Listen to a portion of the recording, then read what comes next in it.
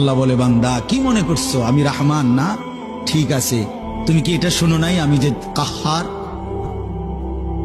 তুমি তো শুনছো আমি রাহিম, তুমি কি শোনো নাই আমি জব্বার? আমি জুনতিকাম, আমি প্রতিশোধ গ্রহণকারী। আমি সারিউল হিসাব, দ্রুত হিসাবকারী। আমি জব্বার, আমি প্রবল প্রতাপান্বিত। কাহার, আমি মুতাকাব্বির, আমি বারি। তুমি জানো না আমার একটা নাম শুনলা, আমার দয়ার নামটা শুনলা, আমি যে শাস্তি দেব সেটা শোনো নাই?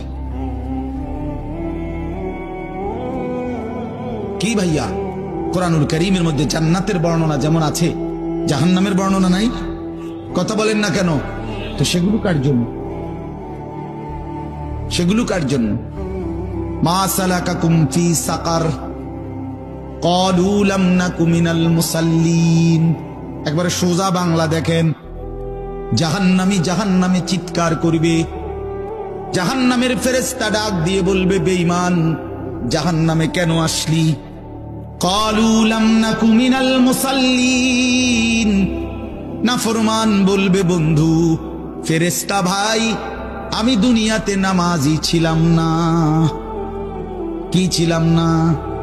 সরাসরি কোরআনের আয়াত। আল্লাহ বলেন, ওয়াইলুন ইয়াউমা ইদিল